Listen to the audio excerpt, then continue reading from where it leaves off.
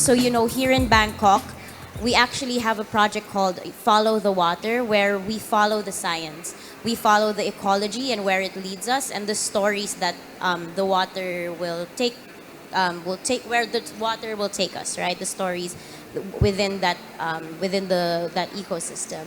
So here in Bangkok, we're actually working with Jonathan, as they mentioned, and they can't join us today, but we also have Shin and Win, who are marine biologists and also National Geographic explorers. And so our goal for this workshop was to work with them and to develop a workshop that would help us tell the stories of the waters in Bangkok. So this workshop was an experiment. We've never done this before. It took us a few iterations to figure out how we do it, what we do at all. And, I'll turn over the mic to David and Nicola to kind of expound on how the workshop actually came to be, the ideas that how we even came up with this idea at all, and the contributions of all of our partners to getting here. Hi guys, so I'm David. I head the art programming at Emerging Islands. And so we had this wonderful opportunity to collaborate with scientists, but also students. 6 students from Mahidol University attended this workshop, and they were great. It took us maybe a month or a little more than a month to really shape the whole process. But what we really wanted to do was firstly have everyone think and relate ecologically. That's what we do at Emerging Islands. We try to be a connective thread between art, ecology, and our community, and have really everyone think and relate ecologically. And we wanted to kind of pass that on forward with other islands. And so we're here, we're bringing that same process of art, community, and ecology here. Those 3 things are fully represented in the scientists and Nat-Geo explorers that we work with, but also the small subset of students, which we consider, representative of, let's say, all students in Thailand. And so this was a great opportunity to have these college students think ecologically, because they're also kind of like design students. And hoping that, they go out into the world, they do that same thing, right? Sorry, can you go back to the last slide? I wasn't quite done. So we wanted to collaborate through art and really consider it as a catalyst, by which you can bring together, for example, what the students already know about their lives and their experiences with water, and then combine that with some knowledge that they gather within that experience from the scientists, and really put that forward, put it out into the world as their own ideas. And we found that art is one great way to do that, because people will kind of occupy a space of wonder and excitement, and just makes it that much easier to engage the science, which can sometimes be overwhelming. Like we all kind of maybe have a love-hate relationship with school, but it's these like fun activities that kind of get people really engaged. And lastly, we wanted to really speculate. We wanted some real output out of this. We wanted people to feel like, okay, we know how to think ecologically, we've taken on the issues, and most importantly, dream of a better kind of world, a better ecology for all of us. And that's something we do a lot at Emerging Islands. We tend to speculate, we tend to dream, and considering the ecological issues that we take on are really always products of people's imaginations. Good or bad, everyone imagines something. So you always have to return to that process and imagine anew, right? So Nick and John will walk us through the process as it played out during the workshop. Okay. Okay. Hi, everyone. So basically, we're bringing, as you can hear, we're bringing together a lot of different elements, right? There's art, there's environment or ecology, and then there's community. And so actually when you bring those things together, there's kind of a lot of exploration, a lot of experimentation, as Sam talked about. And so, we're just going to kind of break down how it came together, and then we'll show you some of the results towards the end of the presentation as well. And then maybe we can even have a conversation if anyone wants to talk about things. So yeah, so basically brainstorming ecology and designing a process. This was a very collaborative process, and it took place over like a couple Several weeks, weeks, yeah. right? I would say a couple months. Oh yeah, you're right. I'm like time dilation. Sorry, ADHD. Yeah, so basically like a couple of months of just talking over Zoom, which no one likes. We get it, but we kind of all trusted that there was something that we could do that could be kind of amazing, and trusting that process is really important, I think, in any kind of creative act.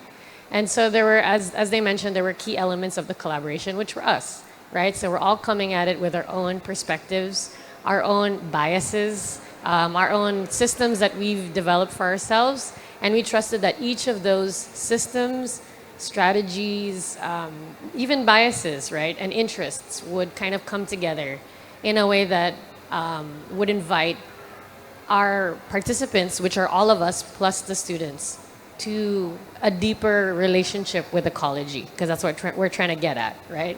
And so the key elements of the collaboration were the people's work. There was Shin, who's a photojournalist, but also a marine biologist. Win, who's a marine biologist, of course, and Jonathan J. Lee. So Jonathan J. Lee is an incredible artist from Hong Kong, right? Thank you.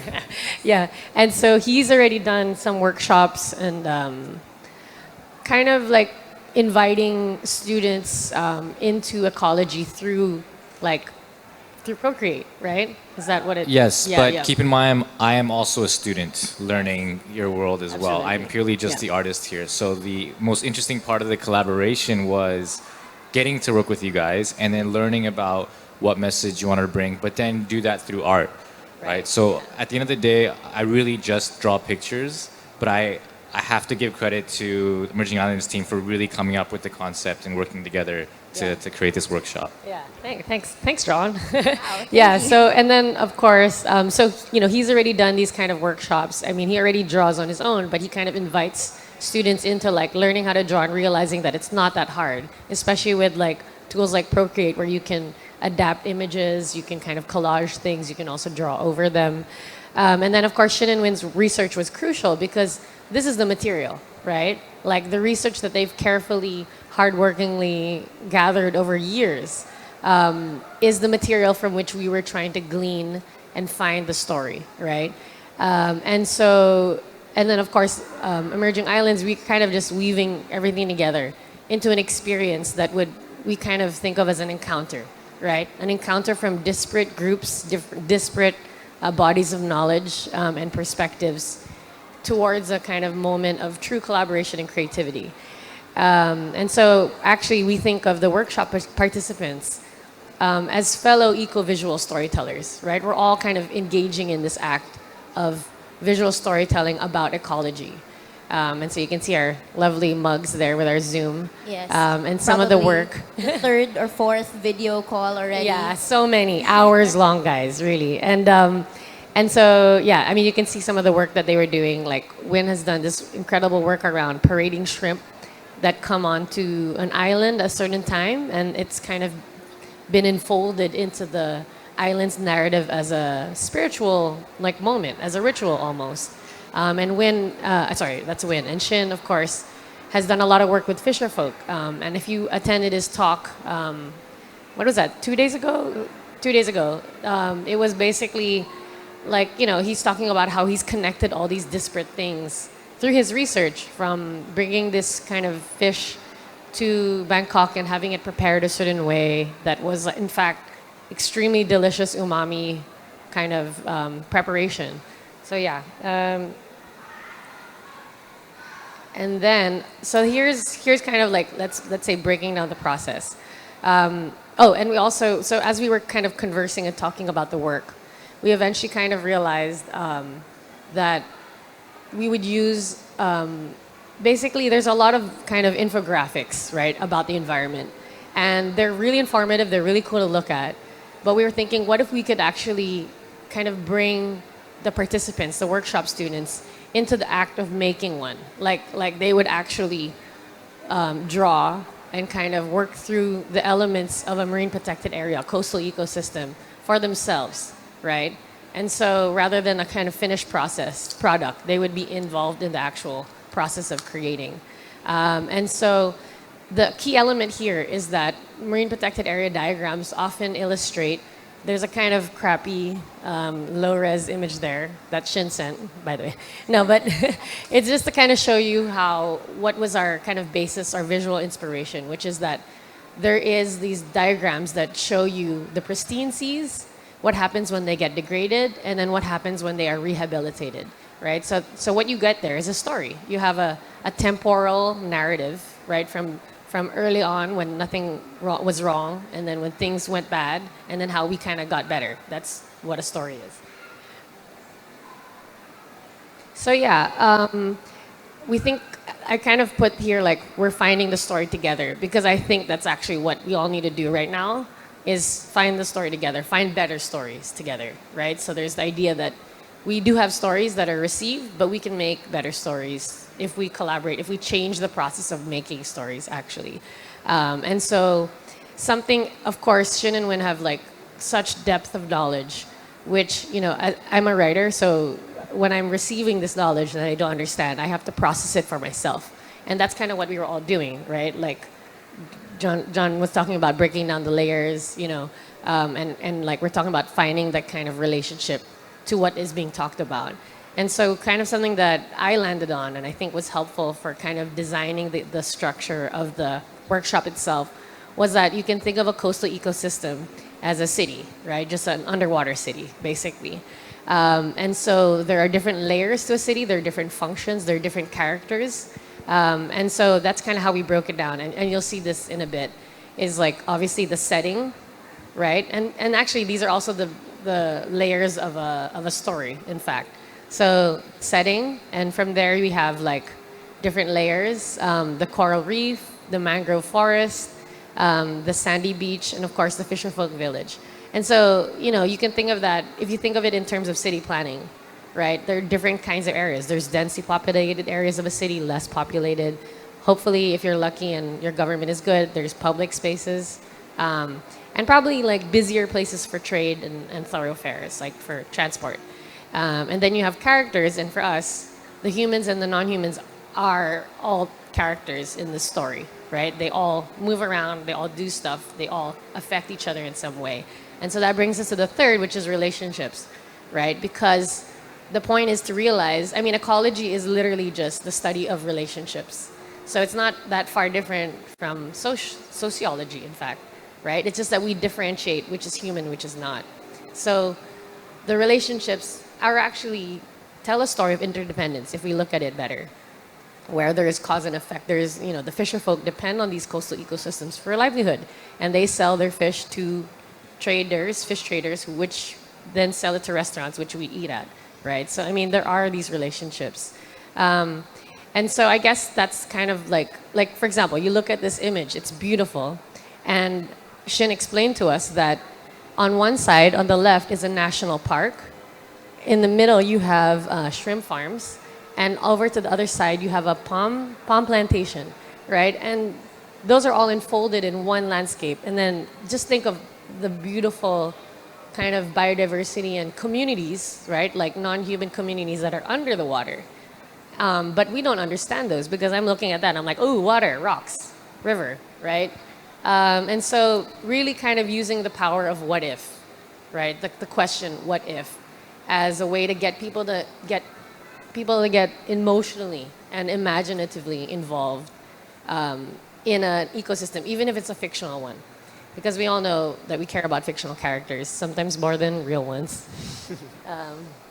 Yeah, so I guess maybe we can kind of this is just like the flow of things, and then we can kind of talk about, oh, I forgot that, we'll talk about it later. So basically this is kind of the flow of the workshop. We started with an icebreaker, kind of getting them to think about the water and then start relating with it. We kind of broke down the layers of the ecosystem through Shin and Win's work, or they were the ones who did that actually. And then then John did a demo of how to populate the ecosystem. And then we kind of introduced, so they built their own ecosystems. And then we introduced prompts that then kind of we asked them to now visualize in their the image that they drew. And then they drew that. They kind of speculated on what would happen. Let's say if these, we'll show you the prompts in a bit. What would happen if these things happened? And then they also speculated on how to bring it back to recovery. Yeah, and to add, we wanted this workshop to be really intimate because we wanted to be able to really engage with them, exchange ideas, help them, guide them through this whole process of speculation. So, we were working with, I think, 9 students or 10. Yeah, with We had Caesar. So we had 10 students or participants, and throughout the workshop, we were really trying to engage, keep them, feeling that they could really constantly exchange ideas with us, so that at the end of the day, they felt like fulfilled with all the opportunities they had to talk to us, share their ideas, express concern, or express any sort of like, what I don't understand, what would happen. And that's actually what we like to do at Emerging Islands with all of our workshops is be able to give the students or participants an opportunity to also inquire with us and to have discourse. In a way, this was kind of disguised as a design challenge, right? So if we get presented with, here's a set of tools, and what happens if? It was so disguised as a design challenge, but we also had these experts next to you, these Nat Geo explorers, marine biologists to help guide, because we don't know the science necessarily, and so that's why we have these people here. So in a way, it's almost like we're tricking you into learning, right, exactly. about how this Exactly. all works together. And that's kind of where the fun comes in. Yeah. So it's basically the students got broken down into 3 groups, and they each named their own basically fictional island, their fictional ko in Thai. I'm not sure if I'm saying that right. And they were paired. They were assigned one of us and one of the scientists as well to kind of guide them through speculation, so they wouldn't feel like they're kind of completely on the wrong track. And in fact, the point was to tell them, actually, you can go as far as you want, and that can be part of the fun. And so we gave them 3 prompts with which to basically, if you see the structure, basically, we are following the infographic of a pristine ocean to a damaged ocean or a degraded ocean and a rehabilitated one. And so they kind of received prompts for each one. I'll show you the prompts just right now. So one of the islands received squid ink, commercial fishing. I'll read this out to you. A fishing company from a depleted island from another region gets wind of the abundance in your reef and starts to visit the coastal area. One boat quickly becomes 3 boats, and soon they're almost as regular as the local fisherfolk. They invite their partner company, which is the owner's cousin, to set up a shrimp farm in the area. According to the official fisheries code, local fisherfolk are meant to have priority in their coastal waters. But the fishing company has paid the mayor a healthy bribe, and he looks the other way.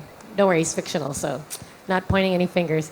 They come in with bigger boats, bigger nets, and fish workers that are employed from other areas. So that was one of the prompts that one of the groups received.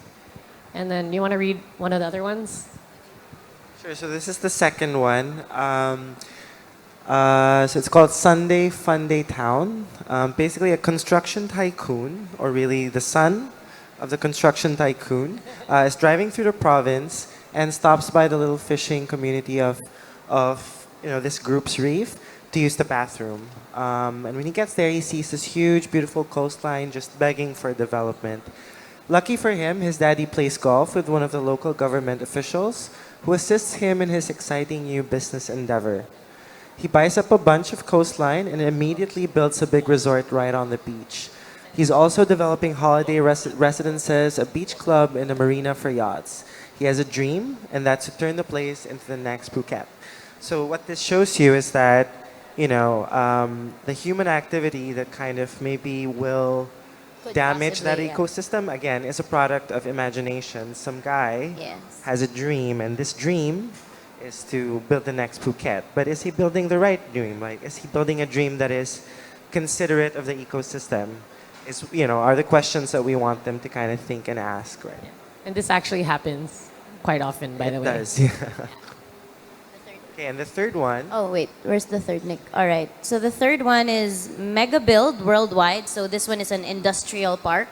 And so we'll read it out to you again. The mayor of your reef wants to upgrade his village to a higher government status.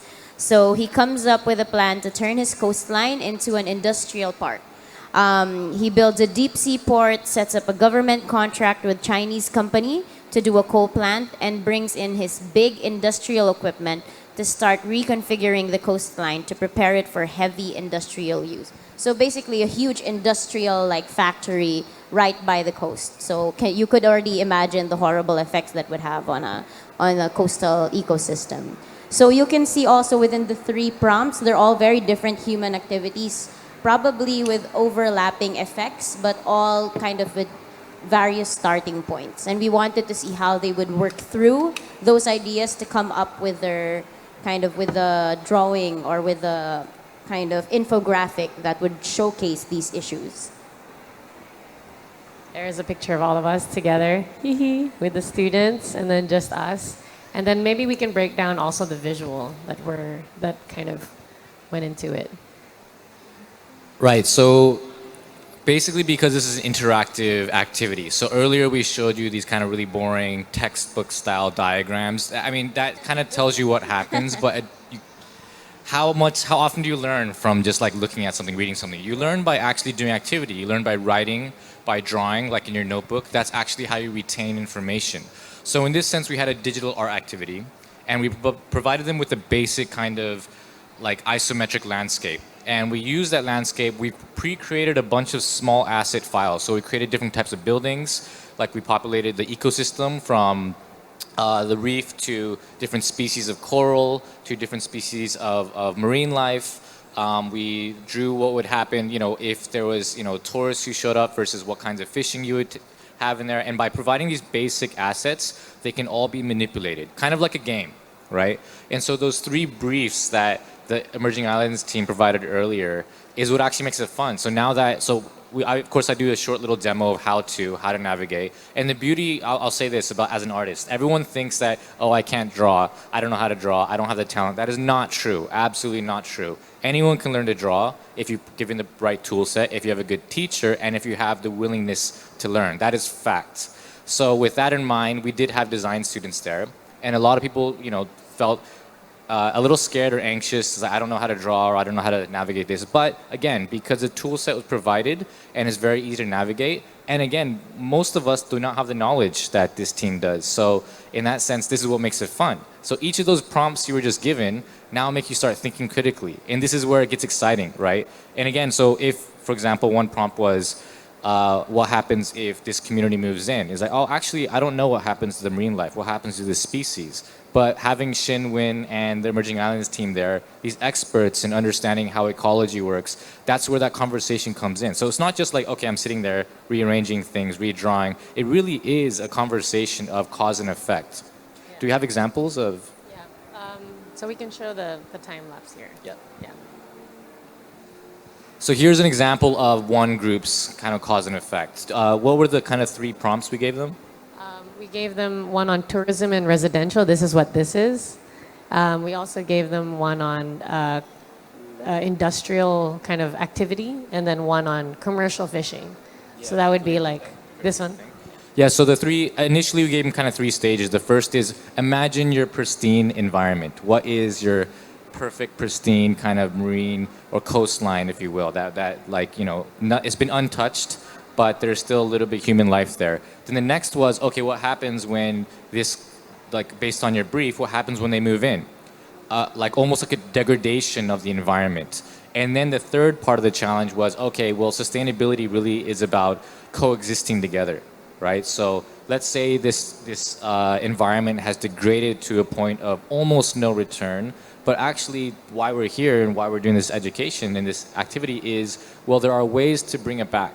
Right, it's never going to get back to perfect. Is that right? Yes. It's never getting back to perfect, but we can find a balancing act where we can coexist together. Exactly. And so that process that you're looking at is kind of the design process of one of the groups. Yeah, sorry, to add also, we had clearly instructed them when they had to rehabilitate the ecosystem is you can't get rid of the buildings because in real life, if you put a building up by the beach, it's not easy to just get rid of it and take it out. So Can't in that cancel it. yeah, you can't just cancel the building. So in that same light, we told them like all the buildings you put in there, you have to keep them because they're there, right? That's human development for you. But how can the marine ecosystem thrive or at least be rehabilitated with all of these new infrastructures in place, right? So with a resort, with a bunch of hotels, a whole new population of people, how are you going to make sure that the animals and the ecosystem within the waters can still thrive and maybe, hopefully, really go back to its pristine condition at some point? And it's great that the whole process really becomes an analogy for real life because you really see in how they do and how they move with the Procreate and the iPad that it's really much easier to destroy than to create. Creating is like a slow process, whereas destroying is really just like you're just doing all of it, and that's really how it happens, right? Yeah. And actually, what was great was that the design of the illustrations with its layers already had the different relationships kind of folded in. And so, when they're building it layer by layer. They were first putting down the habitats, so the coral reef, the mangrove. If you can see the ones on the far right, those are mangroves. And then the bright green in the middle are the seagrass, which is an intermediary habitat. The mangroves are all obviously along coastlines.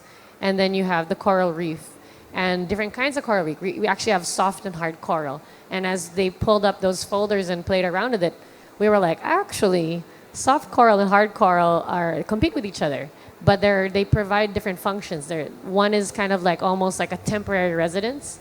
So soft coral grows very quickly. So it can kind of settle and move in really quick, but it's not very resilient because it's soft. So it can get damaged very easily in a storm.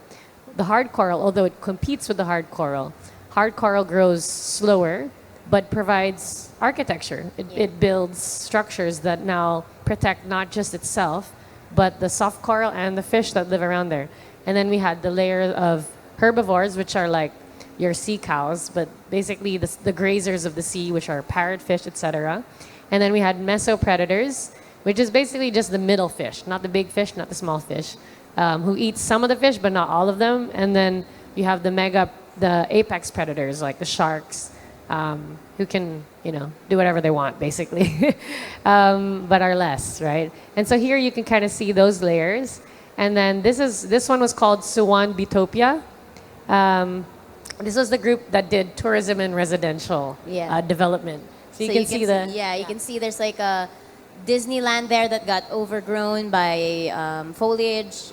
So this is the pristine, not pristine, this is the rehabilitated Suwon Bitopia, right? So this after the degradation of all the tourism. They installed solar panels, so you can see solar panels on the buildings, on the boats.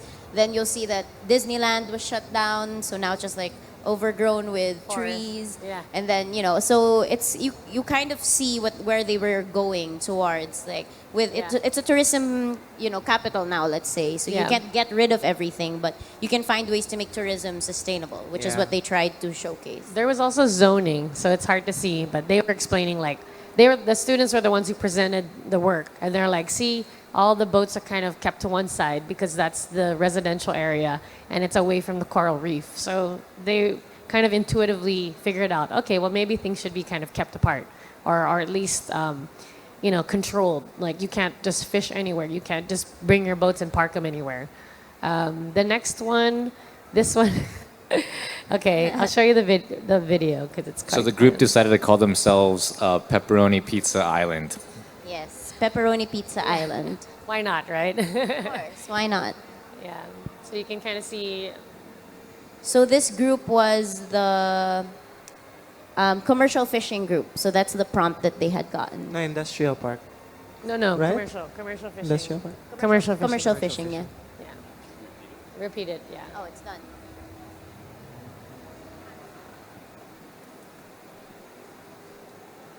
So if it's a bit fast, but if you can kind of catch it, it shows you how it's kind of growing and building and changing. And what's really cool about the process of using this digital software, Procreate, again, it kind of mirrors life more accurately because then when you start damaging the ecosystem, what really happens is that the students would subtract, right? Like would reduce the number of marine life and then add certain things, and that's easily done on the software. It wouldn't be easy to do on like pen and paper, Yeah. but the technology affords you these new routes, right? So Yeah. that's pepperoni Yeah, there. pizza. And they were like, no, we have to destroy the pristine reef that we created. No, yeah. It was And really it's sad when funny. they would subtract, Yeah, you can even see there they put like a protest here to kind of signify why things possibly changed. So the people in the community protested against all the commercial fishing, and that's how they were able to kind of shift and help rehabilitate the reef a little bit. So this group actually was very conservative in the rehabilitation as compared to the others. So you can see they still kept the water a little more green. It's not like the corals are all beautiful and complete again, but they wanted to show that, we can't actually get there yet. So they have their pepperoni pizza in the background, of course. But they wanted to show that at least on their end, we know that we destroyed it so heavily. So they wanted to be conservative in the way that they showed rehabilitation, right? So they brought back some animals and all of that, but not to complete beauty and understand the level of critical thinking that occurred was actually quite high too. Like these kids would take on the issues on the level of policy because they would ask questions like, well, what can the community do? The community can unionize, they can band together, they can stage protests, and then you have everyone else on the table, the marine biologists who actually do work with policy. And the last team was actually joined by an artist, Nonya, who's a journalist. She's an environmental journalist, so she had a lot to say about these things. So it's just like putting people together, quite diverse. You have students, you have people maybe 10 years older at least, having jobs already, right, coming together in an art project. It was fruitful on those levels and quite easy to stage if you think about it. So can I just add as an artist, from an artist's perspective, I find it quite fascinating some of the design choices the students would use. So again, we only provided one layer of seagrass, but for them to make that choice to duplicate it, put it further down in the environment, just like this idea of rearranging things, recoloring, and again, these design choices are completely unique, based off the group discussion. And so, again, for me personally, as an artist, it's always fun to see the different possibilities that I wouldn't even come up with. And this is the group that I joined. So it was Krabin, so Manta Ray Island.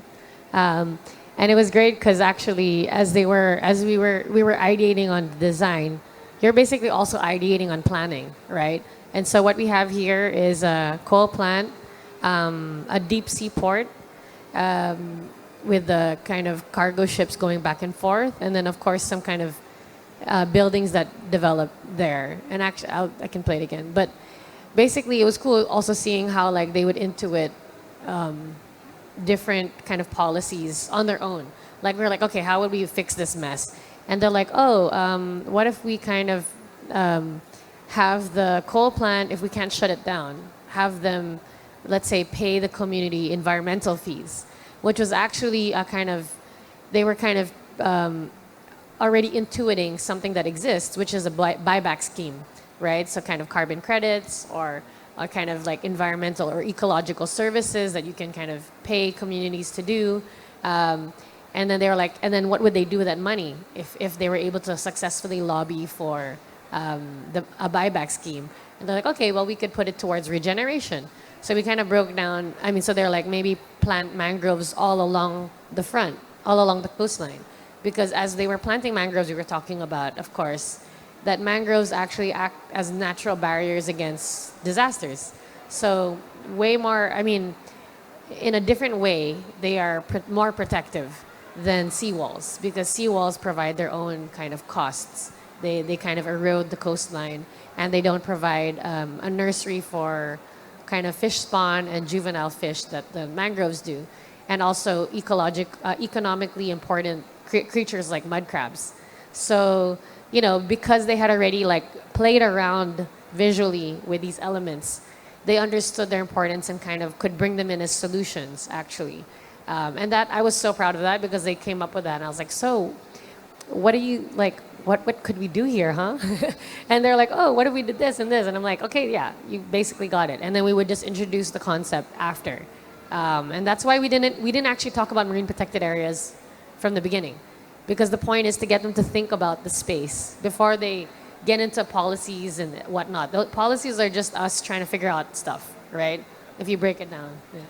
Yeah, it was interesting to see them too, like think on this kind of macro scale. So micro scale will happen individually to this particular species, but then this macro scale of policy, like you were saying. Yeah. So that like overhearing and seeing the results of it, the interaction. And again, just a reminder, all we gave them was just the basic tool set. It was literally just here's a few things. Now you go and play based off the briefs, right? So in that sense, that's kind of the beauty of the collaboration, not just our collaboration, but this activity as a whole and what can be done, right? What can actually be done. Yeah. Actually, maybe before we keep going, we wanted to know if anyone had questions about this process, like how we got to this point of the workshop, because we're actually going into the conclusion already and talking about like the output that was produced by the students. So maybe if someone has a question, anyone wanted to ask about the workshop output? No one? Okay. We Okay. can ask again in a bit. Yeah, in we case, can ask yeah. again later. Yeah. Yeah, of and I course. mean, it was great because all of us kind of went in here not knowing what was going to happen. But Shin and Win, like, I think all of us kind of learned something along with the participants. And like we were talking with Shin, and it's like we should actually turn this into an educational tool. And it could be, you know, kind of creating these materials as a toolkit that teachers could bring to their classrooms and have students engage with, because doing the work of breaking it down to an experiential level, exploratory level, you know, I think it does take a collaboration of different perspectives, because the science perspective is necessarily very technical, right? Yeah, so even Win is a scientist, so everything he was saying was like, no, this is fact. There's only right and then wrong. So the way he approached this, like in general, you know, like make sure you get the right facts, you know, in journalism, this and that. And then so this kind of approach for him was also interesting because it wasn't like a straight line path with a definitive conclusion, right? And so even for him, as a natural explorer, marine biologist, a scientist, this really is a perfect example of like when art and science can be used together, right? And like in this kind of design exercise. Yeah, and it's actually also like, for me and what I've learned, you know, I've been kind of researching. I got a storytelling grant from Nat Geo, and I've been kind of researching how to tell stories about ecology. And I find that the traditional methods of journalism, I mean, there are better journalists than me, I guess, and they can tell these stories captivatingly. But I found that the messages I was getting, the stories that were interesting me, were kind of not just what's the issue, what's the solution, but how do you kind of engage ecologically with these issues. And so workshops like this kind of show me or make me believe that actually collaboration and kind of non-traditional approaches to storytelling, because this workshop is a storytelling exercise, right? We were telling a story together. We told 3, right? And there's other layers of story even woven into that. And so that kind of gave me a lot of I guess, affirmation or trust in that process of maybe co-creating stories rather than coming in, getting the story from a community, getting out, right? Like, how do we actually really engage with these issues that those on the front line are engaging with, and kind of get in there with them? It's also kind of act of imaginative solidarity, right? And solidarity is an act of imagination, because you have to have enough empathy. You have to imagine and kind of think yourself into someone's shoes to understand their situation from their perspective. Yeah. And there's so many shoes here, you know. I mean, fish don't wear shoes, but you know, figuratively.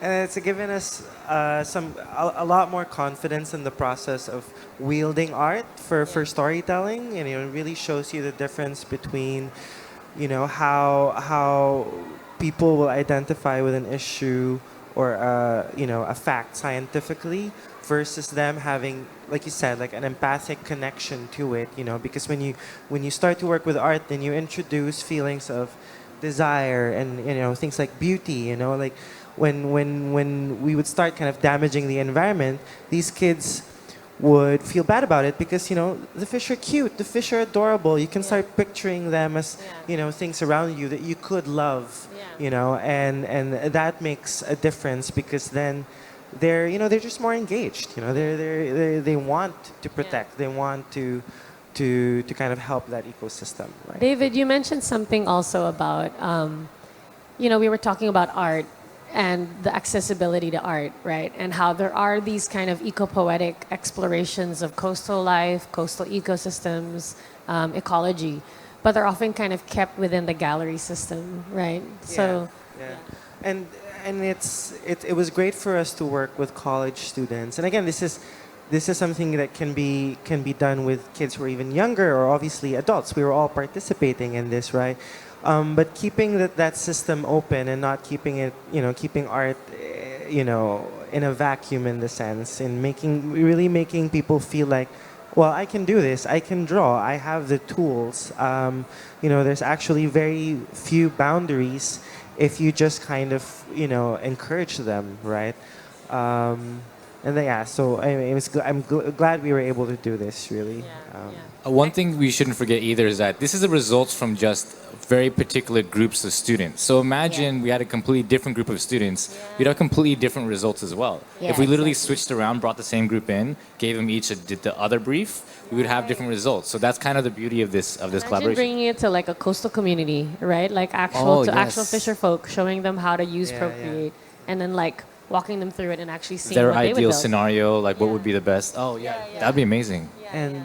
And this is the kind of work we do at Emerging Islands. We build structures, we build systems by which more and more people can become ecological storytellers. And this was really just about triangulating very few elements. You have scientists, you have artists, and you have the audience, right? This is a simple system. It can very easily iterate. We're taking on coastal communities here, or coastal ecosystems. This same model can be applied to another kind of ecosystem, right? With different kinds of artists, but it could be very, very much the same activity, and it would yield different things, different imagery, different imaginations. I wanted to kind of share some, because Shin and Win couldn't be here, but they did send some kind of answers or thoughts on the whole process.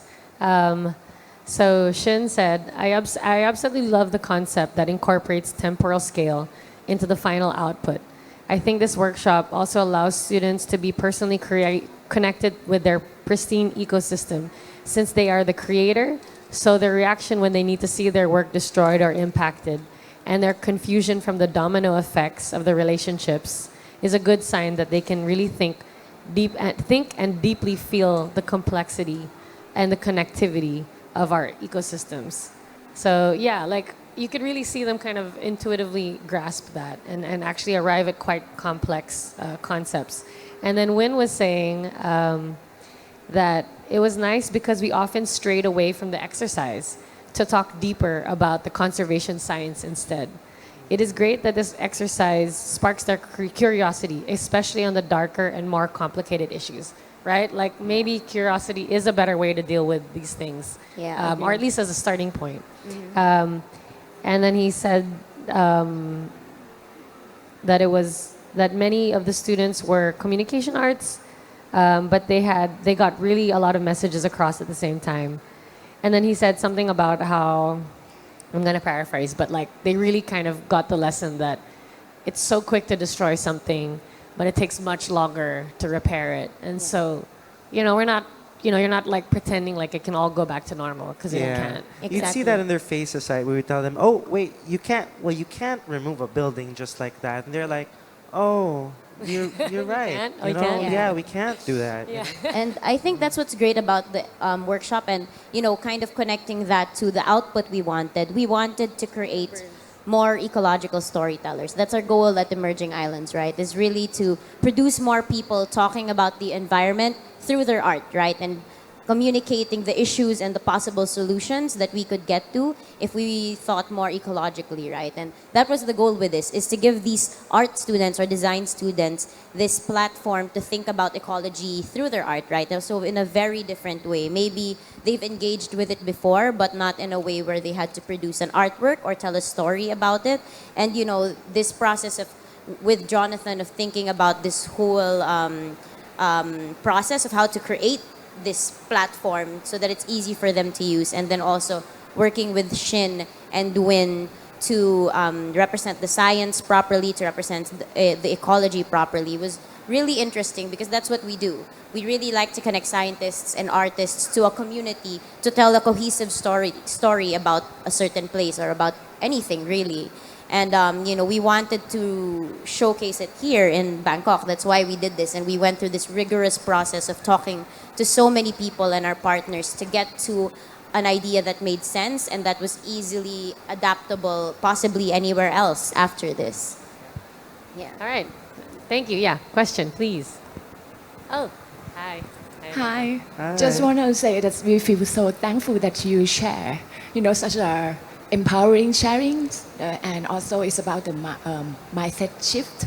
Yeah, simulation where it's easy to click and add and erase. Yeah, and it's I can see I want to share 2 points. I can see your movement, the power of collaboration. I can see it can happen to be like hackathon in Philippines, in Thailand, or around the world. And then this can be, the power of the co-creation that the government, the stakeholders, the students, Exactly. Yeah. every humankind to have a mindset of the urban wildlife or the wildlife who's even the trees inland or watershed and Yes. under Yes, under the absolutely. sea. So this one I can see is the connection. And please Absolutely. continue doing this. And the question, it's not part of this workshop, but I think it's from your collaboration. Part of your movement is that any case that is a best practice that you can change and reach the government or even the leader of the community to make the better world, choice, better yes. community. and Absolutely. better us. Thank you so much. That's Yeah, great. no, that's really true. Yeah. Yeah. And we're really with that comment reminded that, again, we are an ecosystem, right? Like everyone has something to contribute. When you have a college kid asking these questions and saying, oh, maybe we can do this, and maybe this is something someone 20 years older hasn't also thought learn. up, can't think up himself, and somehow a kid can do it, It's like everyone is really vital in this conversation, kids, grown-ups, everyone has to be kind of part of Yeah. the solution, I want to add also that some of these ideas are actually a lot of these ideas are happening in other disciplines and other fields, right? There's something called community-based research, right, where they're trying to shift academics to kind of a mode of research that's less extractive, where you're taking information and just bringing it to the university, that now the communities themselves who provided that information and often have better knowledge or deeper knowledge of that information can't use or can't benefit from. And so there's and then there's also community mapping, where communities are invited to basically draw maps of their own homeland and kind of decide for themselves, this is where we want to fish. We don't want to fish these kinds of fish because they are endangered. We want to allow this kind of tourism, but not all kinds of tourism, right? There are ways to compromise, but you have to bring everyone to the table, and you have to have them engage with each other. And the thing is, those engagements need to be designed, those encounters, right? You can't just they're heavily okay, involved. Yeah. you can't just shove them all in a room and hope they figure it out. That Yes. probably is not a good idea. Yeah. So, Yeah. So I mean, with all of this, what we're trying to really say is, our goal was always to tell a story about a community, and although these are fictional communities, they are applicable in real life. And on top of that is making sure that however we engage with artists, with scientists, with students, is there's a process of encouraging them to think ecologically. It's encouraging people to understand that you have an impact in the little things that you do, right? And I think this is one iteration of the many ways that we want to continue telling island stories. It's one of the things we'd like to bring to other places. One of the things we hope other people will also adapt. Right? We don't do this and say, no, this is our idea. We want other people like you here to say, I love this idea. Can I use it in our university, with our community, with the forest rangers in some other area, right? Other region. Because we want these island stories, because island stories are what's going to save us. Exactly. And we want, We hope. and solutions come out of these. So, we hope that from our short presentation, come up to us. We want to know what you think. We want to connect with you. We hope that you are inspired by this idea and also want to tell island stories. And we want to work with you also. More students, more teachers, More scientists, Yes, everyone. exactly. Just write to us if you feel like you have a community that needs help, you have issues that you want to take on, and you want to build a framework around art and science. and ecology. Yeah, call us. Yes. I think we're done. We ran out of time. Yes. Yeah. So thank you so much, everybody. Again, I'm Sam. This is David, Nicola, and Jonathan. So Thank you. for having us Thank here you so today. much. Have a great day. Thank you. Thank you very much ขอบคุณมาก ๆ เลยค่ะ